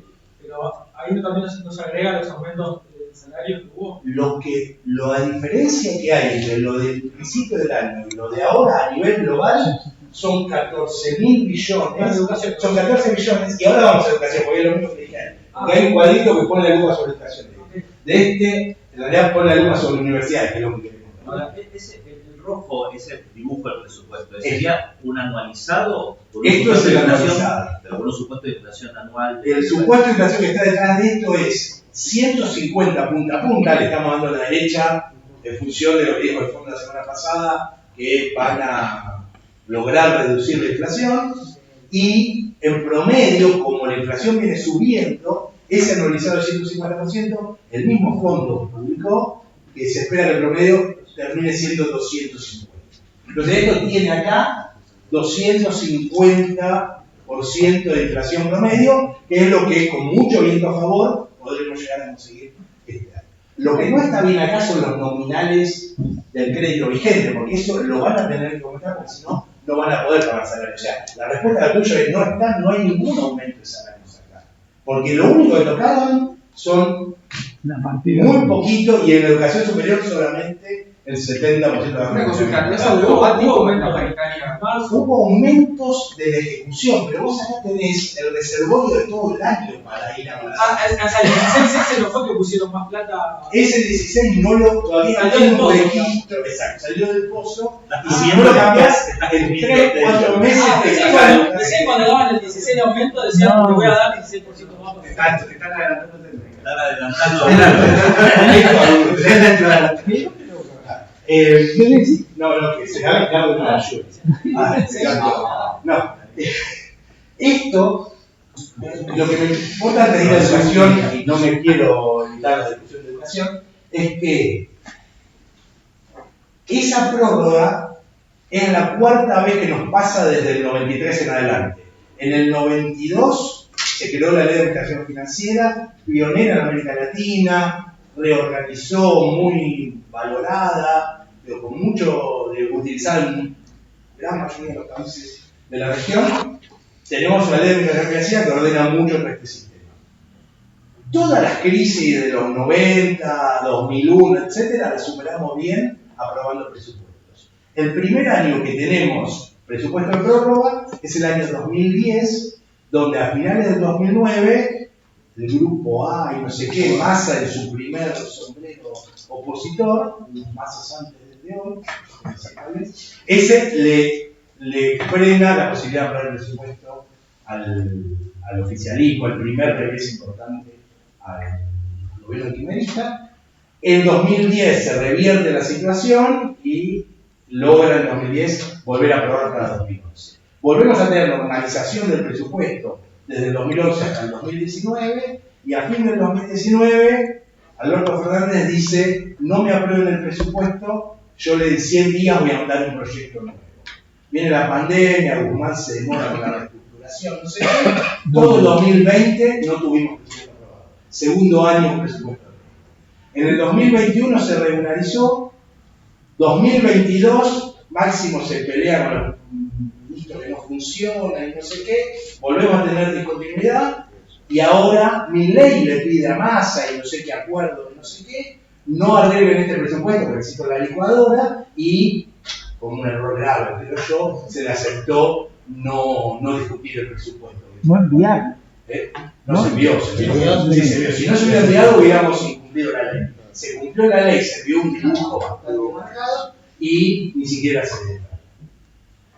De esas 4 años de irregularidad, 3 pasaron en el último periodo, o sea, ese es un deterioro creciente que es importante revertir, y creo que este es un buen ejemplo, más allá del conflicto universitario, la importancia de tener un plan y la necesidad de que ninguna institución puede funcionar sin previsión. Universidades representan más del 50% del total del gasto del Ministerio de Educación, y acá está el programa 26 abierto por actividades. El programa 26 tuvo un cierre el año pasado de 1,3 millones de pesos y tiene un vigente hoy de 1,4. La diferencia entre estos dos, que son en el orden de 55.000 millones de pesos, son el aumento de funcionamiento de universidades, que está marcado acá, el paso de 76 a 112. Si miran todo el resto hay unos saltos pequeños, pero lo que explica el total es el salto en esta actividad presupuestaria, que es la asistencia financiera para la gestión universitaria, que pasó de representar una caída cercana al promedio del 72% a representar una caída del 60%, como consecuencia de que se aumentó el 70% de esta renglón, que representó el 5,5% del total del año pasado y que este año representa 7,9%, a raíz de que lo mejoraste a ese y no mejoraste a ese. Los salarios están todos clavados, y están clavados porque nos estamos comiendo el presupuesto del año. Si no se aumenta, nadie piensa que no se va a aumentar. Supongo que nos van a seguir pagando sueldos. Antes de eso van a tener que aumentarlo con otro decreto, acción administrativa, con algún ajuste que habrá que administrar cuál es el ajuste. Hoy preguntaban cuánto era docentes y no docentes. Acá está el salario docente y de autoridades y del personal no docente.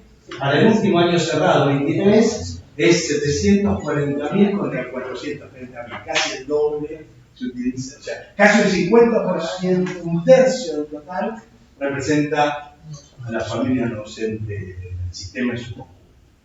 Y ese ajuste de 72,4 viene después de que el año pasado aumentó la proporción en términos reales con una 2,11%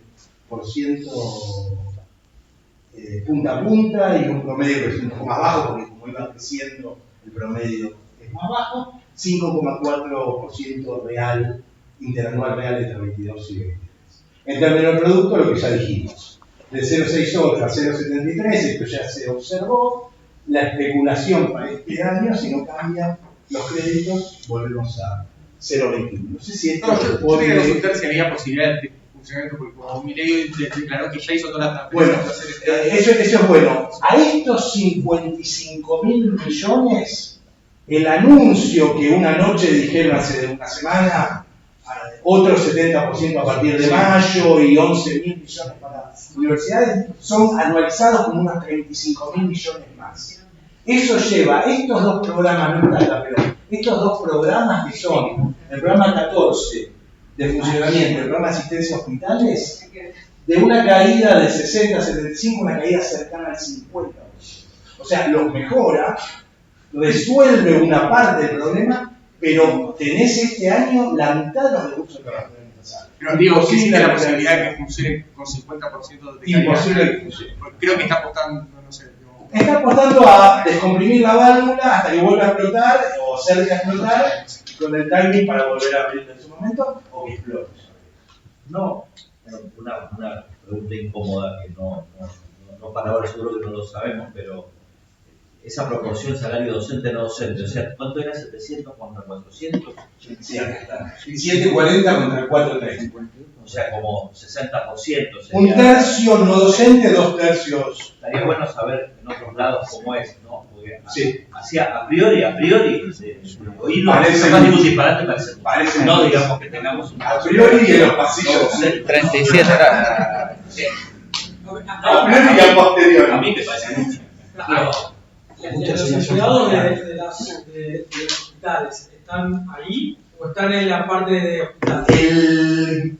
Hay una partida de hospitales específica que es para financiar funcionamiento de hospitales que está acá, pero también hay subsidios cruzados y parte de esto también tiene que ver con recursos humanos, con lo cual esto no te permite decir cuánto es el total de salarios y cuánto es... No, pues por ahí no docentes hay otro tipo de personal que trabaja en los hospitales que esta universidad... Probablemente sí, habría que ajustar esto, habría que ver cómo es esto con la universidad y si te explica algo...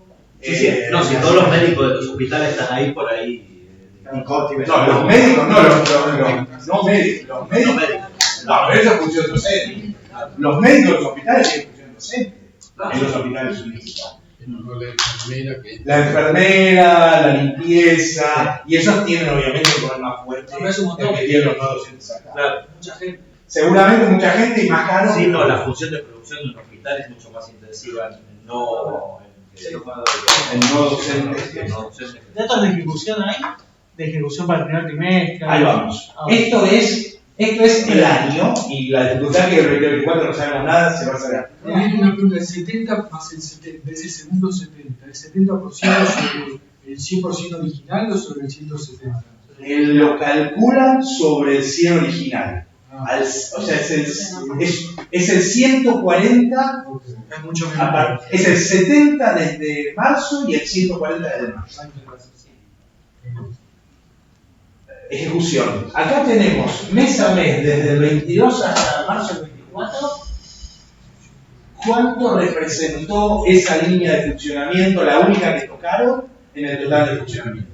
Representó, es muy variable, en algunos casos puede representar 10, 11, 13% en enero del 22, pero hay meses en los que representa 0. O sea, esa variabilidad nos dificulta mirar este anuncio de cuánto le va a ir dando mes a mes. Entonces lo que hacemos es analizar el acumulado, para eso tenemos acá gastos corrientes de cada mes, la actividad de funcionamiento, esa actividad 14, y todo el programa. Los colores muestran las series constantes, todas evaluadas a enero de 2022, para poner la base ahí. Esto básicamente porque hubo un par de anuncios diciendo que a la universidad le habían estancado los recursos el año pasado, y ahí la universidad no dijo nada, y ahora que vino mi ley lo protestamos. Hay variabilidad, pero no hay estancamiento en términos reales. Este es el total de los gastos, y estos son los gastos de funcionamiento. En el acumulado, que es lo que estabas preguntando, tenemos, si miramos el total de programa, la línea azul, la línea celeste es 22, la azul es 23 y la rosa o violeta es 24. Tenemos que, para todo el programa, siempre el 23 subimos por encima del 22. Esto lo que hace es pone los gastos mensuales a precios constantes, todos de enero del 2022, y compara cómo es esa evolución acumulada a lo largo del año. Al final del año tenemos un salto del 5,5%, que es el incremento que habíamos dicho antes. En términos reales, el año pasado mejoramos 5,5%. Los gastos de funcionamiento arrancaron tarde el año pasado. Hasta el primer semestre hubo algún periodo y hubo algunos reclamos de que el gobierno no estaba dando respuesta, etc. En la segunda parte, de arrancar tarde, que decir un desfasaje muy menor, ¿no? En ese rango, y después se revirtió y terminó en el año empatados. O sea que dentro de este paquete, esto está acá adentro, dentro de este 5,5 hay gastos de funcionamiento que mantuvieron su proporción. Si miramos el primer trimestre, los gastos de funcionamiento tienen un equivalente en pesos, el acumulado en pesos de 2022 de 2.500, que implica 58,6% de ajuste real, casi 2/3, respecto al primer trimestre del 2023 y mucho más respecto al 2022. Y si eso lo incluimos dentro del programa y miramos el programa en su conjunto, tenemos una caída del 32,6%, 33%, decimos en la nota. O sea, llevamos acumulado un ajuste real, este ya no es especulativo real, de 33% entre lo que se acumuló este año. Eso es menor porque hubo aumentos de sueldo mayor. Es menor porque los aumentos de sueldo no fueron, o sea, fueron mejores que los aumentos de los gastos funcionales.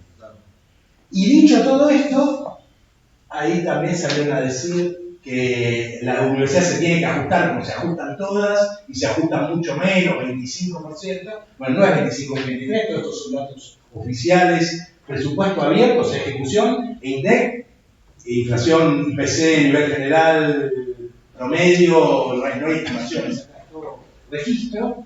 El promedio, si hacemos el total de la administración pública, el mismo ejercicio para el total, nos da 31, bastante cerca de la universidad, pero la universidad es 3%, o sea, un 10% más perjudicada que el resto del total. El ajuste hay que hacerlo, lo tenemos, es importante, es imprescindible, controlar los desvíos, pero eso no se puede hacer ni mintiendo ni suponiendo, digo, sin ningún tipo de previsibilidad cuánto se va a tener en el próximo periodo. ¿Es cierto que no hubo asignación de fondos para los hospitales? Eso no lo vemos acá.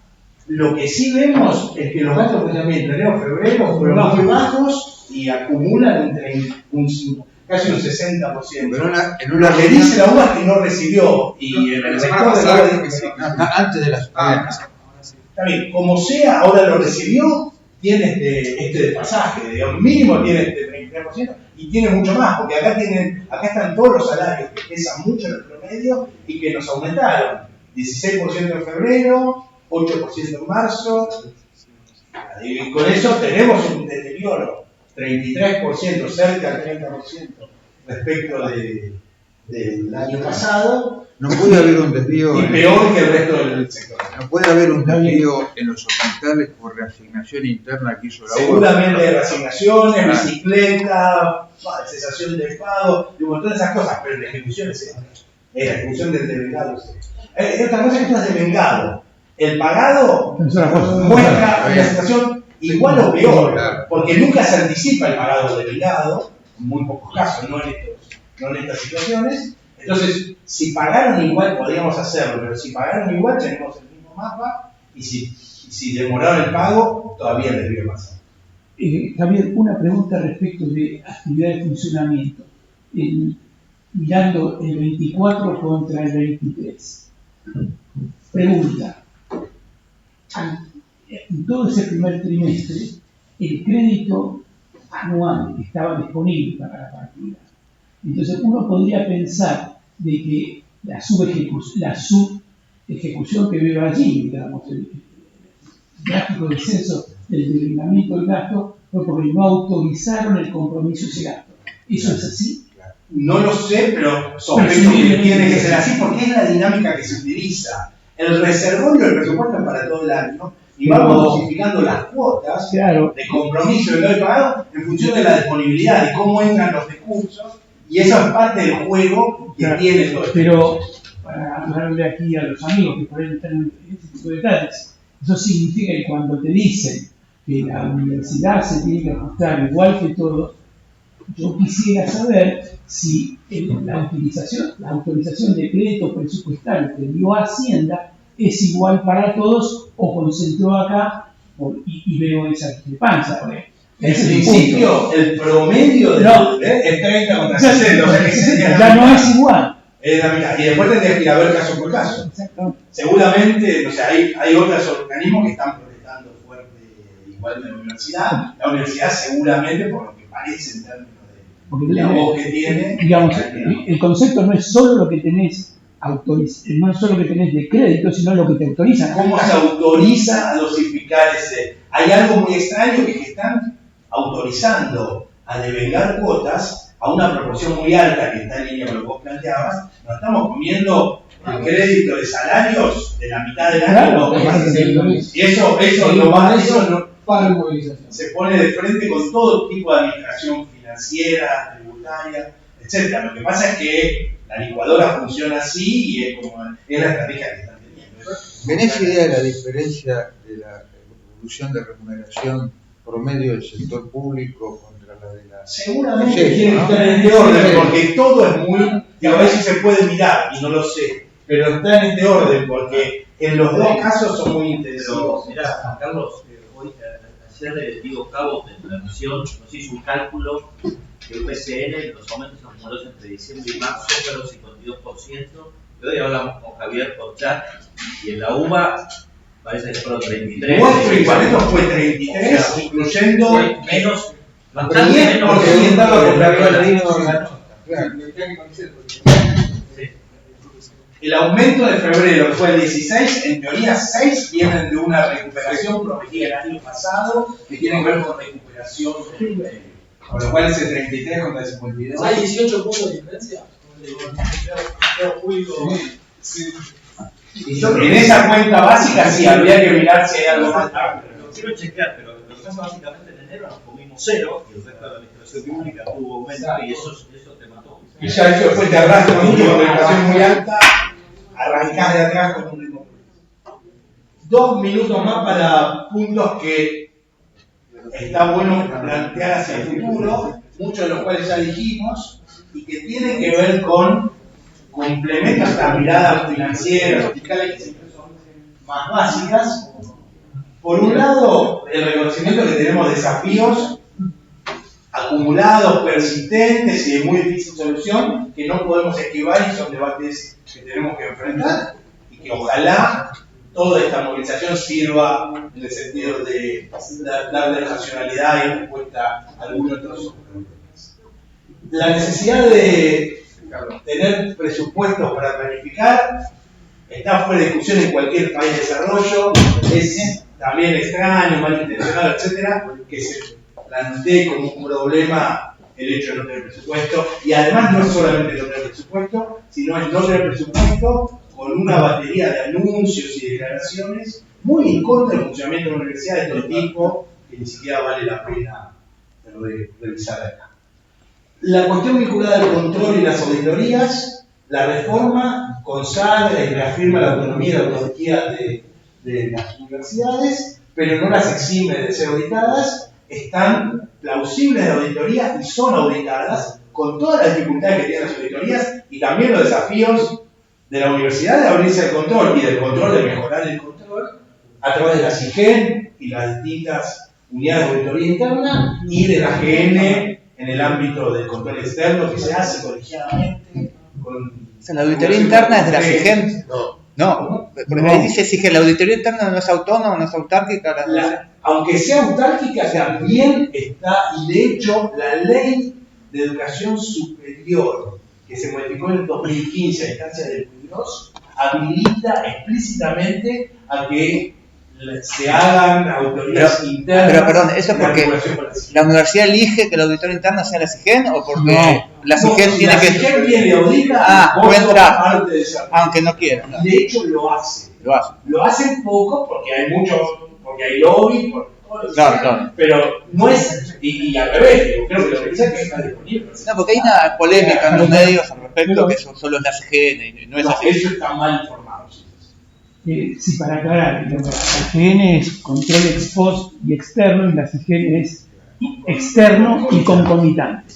Pero la pregunta que te iba a hacer es, ¿no hubo acaso una resolución del Procurador del Tesoro en el 2022 que cambió eso? Alguna cosa un poco reñida con el marco normativo del Procurador del Tesoro, frenando o poniendo alguna instancia de no innovar para no... Básicamente lo que dice ese dictamen es que, dada la autarquía, la auditoría interna de la universidad puede sustituir al control de la SIGEN y después en el 23 firma un acuerdo con algunas universidades donde dice que van a colaborar. Eso puede ser que dé origen a los comentarios que hacía recién Diego. No, eso pasó y de verdad Sardini, no soy especialista jurídico, con alguien de ese lugar, pero digo, en todo caso el Poder Ejecutivo estará en posibilidad de modificar esa interpretación y volver a incorporar. Uno puede también dudar, ¿no?, de esto, pero el supuesto de los balances de la UBA también lo aprueba el Consejo Superior. El Consejo Superior está sentado a la oposición, así que si mañana alguien quiere mirar, ahí tendría todos los incentivos para mirar a ver por el lugar que pasa, porque querrías ir a, si ves que hay algo raro, querrías ir a... Todos los balances se consolidan en la cuenta de inversión, que también es pública, con lo cual, digo, ahí no es verdad que la...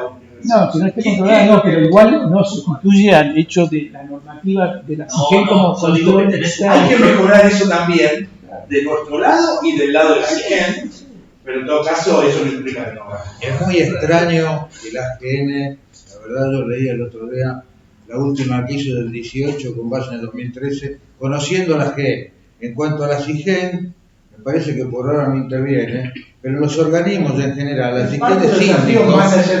SIGEN es síndico y la Auditoría General hace un control de revisión, que ha sido bueno en el caso de los trenes, recordemos, ¿no? Pero... Llega tarde. No, ¿puedo aclarar un tema? Yo me tengo que ir ya, pero él está. Bueno, recién hablaste de que los balances son públicos, no sé, Andrés dijo, si alguien quisiera ir a mirar, podría mirar, pero aparentemente nadie tiene incentivo para mirar. Si todo es tan público y hay tantos balances, y está el balance de Ubatec, etcétera, ¿dónde están esos agujeros donde están interesados en mirar haciendo una auditoría? Que decir cosas es muy fácil. ¿O es discursivo o acá no te estamos poniendo un diente de 140 lo ponen cualquiera. Después tenés que tener la capacidad para ir a auditar, el desafío de control y tampoco eso es exclusivo. Es cierto que ha debido la Universidad de San Martín debe haber contratado a no sé quién, pero también es cierto que el Ministerio de X probablemente le contrató a no sé quién, y que todo el sector público tiene desafíos de control y tenemos que mejorar las necesidades puesta de cara a la sociedad. Yo tengo que planificación, pero lo más importante, planificación de la oferta y señales e incentivos para esa planificación. Somos autónomos, somos autárquicos, pero nos debemos a la sociedad y también los incentivos económicos sirven en función de eso y hay un rol que el Poder Ejecutivo puede jugar. Hay consejos regionales de educación superior que buscan coordinar la oferta y esa autonomía puede convivir bien con planificación que oriente, que incentive, que propicie y desarrolle recursos propios.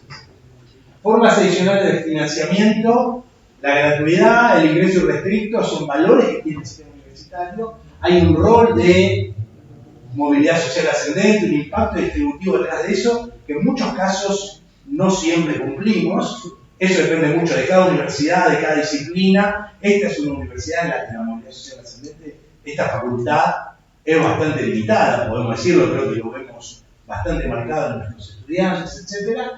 Tenemos que encontrar mecanismos que, sin resentir y potenciando esa capacidad distributiva, mejoren la eficiencia, la calidad y permitan una distribución más justa de los recursos, poniendo también en consideración que el sistema tributario que financia a la universidad es muy regresivo y se pueden dar juegos de Robin que son muy difíciles. Recupero de costos, cobros extranjeros no residentes, representan el 4%, le generan un valor importante a la universidad, pero al mismo tiempo hay mucha clase media alta de otros países que viene a nuestras universidades y que de alguna manera debería poder hacer frente a parte de los costos. Y hoy no, porque la ley de educación superior no lo permite, pero la ley se puede modificar y estamos hablando de eso, ¿no?